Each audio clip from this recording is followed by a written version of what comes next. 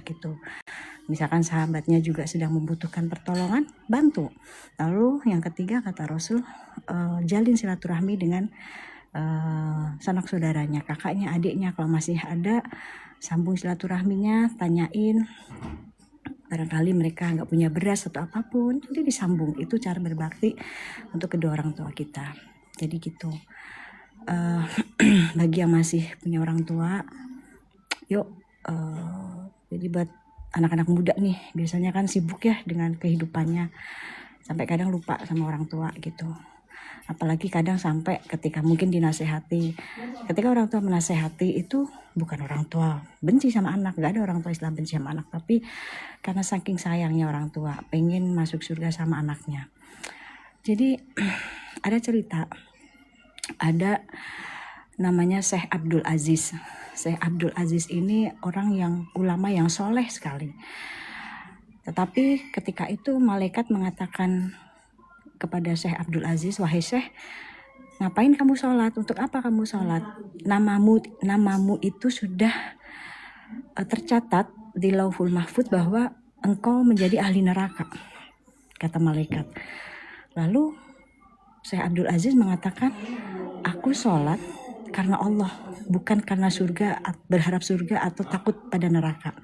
Karena surga dan neraka haknya Allah, bukan hak aku. Tugasku hanya ibadah karena Allah. Setelah Syekh Abdul Aziz itu mengatakan seperti itu, malaikat menyampaikan kepada Allah tentang ucapan yang diucapkan oleh Syekh Abdul Aziz yang namanya sudah tercantum di neraka, menjadi ahli neraka. Lalu setelah Allah mendengar ucapan Syekh Abdul Aziz tersebut, kemudian malaikat menghampiri Syekh Abdul Aziz lagi dan mengatakan, wahai Syekh, namamu sudah berubah menjadi ahli surga. Namamu sudah berubah, sudah bukan jadi ahli neraka lagi, tapi menjadi ahli surga. Lalu Syekh Abdul Aziz tetap mengatakan, walaupun aku sudah menjadi ahli surga, tapi tidak mengurangi ibadahku, karena ibadahku ini bukan untuk meraih surga atau takut masuk neraka, karena ibadahku ini untuk Allah, jadi tidak akan pernah mengurangi ibadahku ini kepada Allah. Lalu Syekh Abdul Aziz ini penasaran, tapi aku penasaran apa yang menyebabkan namaku itu di Lauhul Mahfuz udah ditulis oleh Allah bahwa aku menjadi ahli neraka. Lalu malaikat menjelaskan, apakah engkau lupa ketika engkau berumur 15 tahun, engkau mendengar suara langkah kaki ibumu masuk ke dalam kamarmu dan mau minta tolong kepadamu, tapi engkau pura-pura tidur. Di situ engkau sudah mengecewakan hati ibumu dan Allah tidak ridho di situ. Nah, jadi ini buat anak-anak muda nih. Kadang kan kalau ibunya lagi nyuruh baru masuk kamar, nah tolong pura-pura atau "Tar dulu deh bun," gitu kan, dengan kalimat "Tar dulu deh," itu aja. Kadang kita nggak tahu kalau orang tua kita mungkin kecewa atau apa. Nah, itu hal sepele ini hati-hati gitu. Maka ketika masih punya orang tua, yuk apapun, ketika kita masih punya waktu, senengin hatinya, bahagiain. Karena apa? Banyak di luar sana orang-orang yang sudah kehilangan orang tua. Dan ketika kamu kehilangan,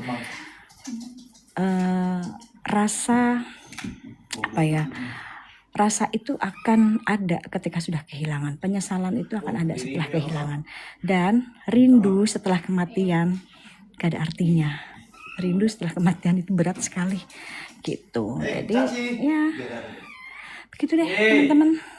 Udah mau azan ya. Ini anak-anak biar lagi pada mau siap-siap. Udah selesai itu lagi pada mau siap-siap sholat.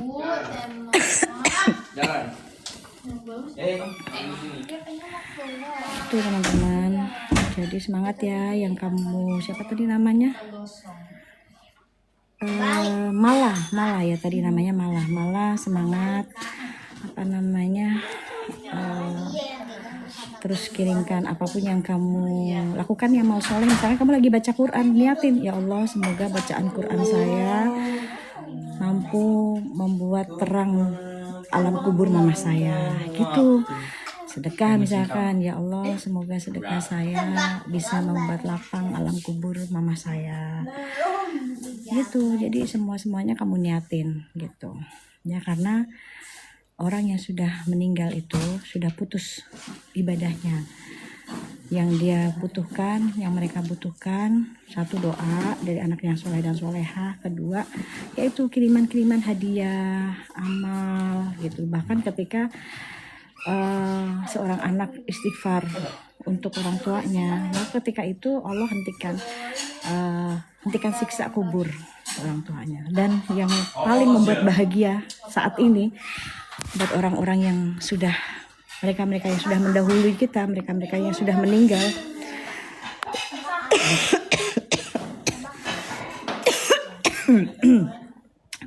buat orang-orang yang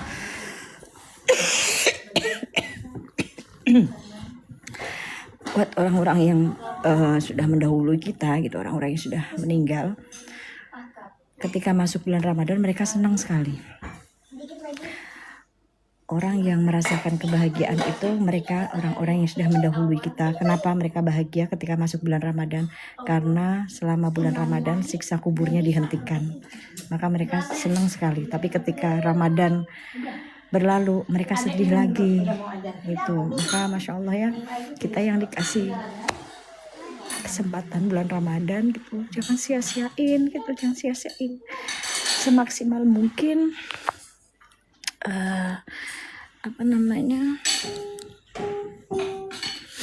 maksimal mungkin manfaatin Ramadan itu dengan sebaik-baiknya gitu. Jadi jangan disia-siain deh Ramadannya, sayang sekali gitu.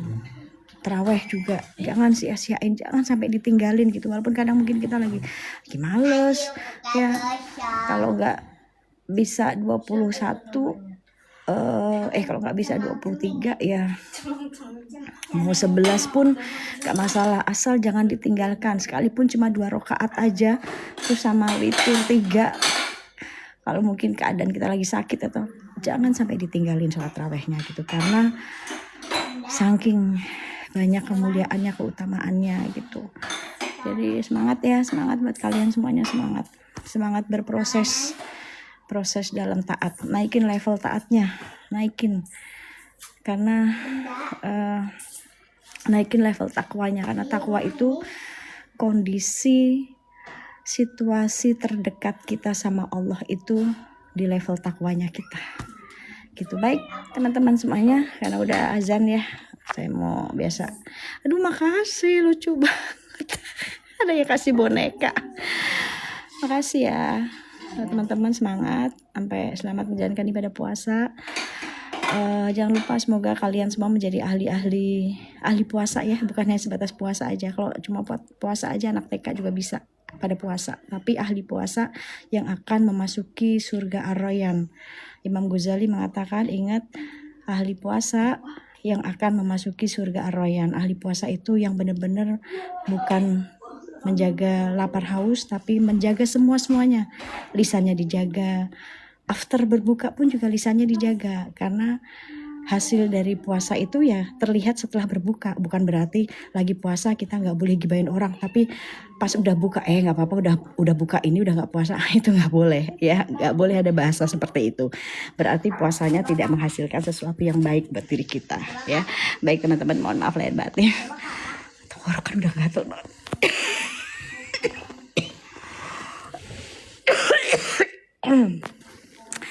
Maaf lahir batin, saya mau nyuruh anak-anak, mau ngingetin mereka lagi pada siap-siap.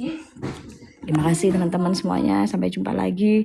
Buat yang mau datang kajian buka puasa bareng sama saya tanggal 18 di rumah saya, silahkan buat umum ya. Alamatnya Jalan Cakung nomor 2A, Lewinanggung, Kecamatan Tapos, Kota Depok ya. Terima kasih teman-teman semua, mohon maaf lahir batin. Wassalamualaikum warahmatullahi wabarakatuh. Spill Bilal. Bentar, Umi spillin bentar nih sebelum tutup.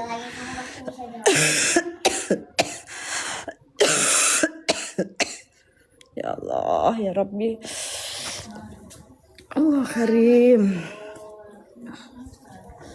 Nih.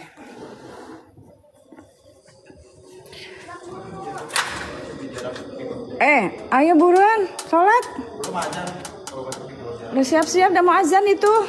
Malah main golf, lihat mereka tuh.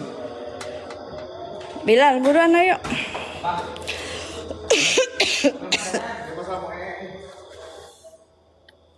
Belum azan, ayo sudah cepetan.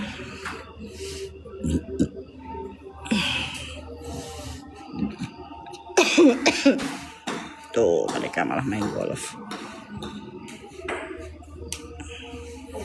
Ayo, buruan siap-siap. Iya, ntar teman-teman udah dulu ya. Saya mau ini anak-anak siap-siap dulu. Ayolah, gelarin itunya. Gelarin, Neng. Bi, tolong Bi, ini air Bi. Dilapin. Tuh, ini. Ayolah. Sejadahnya diituin. Hei, kamu ngapain di situ?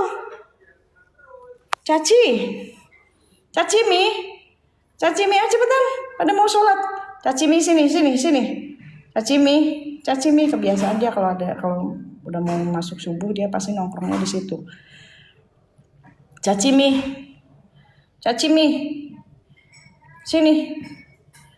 sini mau dipakai sholat sini. Caci Mi. Ini dia nih kayaknya lagi birahi, makanya nih yang si cewek di penjara dulu. Takut diterkam sama dia. Nah itu Bi, itunya Bi, punten pakaiin itu. Teman-teman saya udahan dulu ya, saya mau masuk kamar, mau siap-siap anak-anak pada mau tadarusan. Makasih banyak sudah sudah ngikutin saya. Terima kasih. Saya istirahat dulu. Terima kasih teman-teman. Assalamualaikum warahmatullahi wabarakatuh. Oh, nah saya mau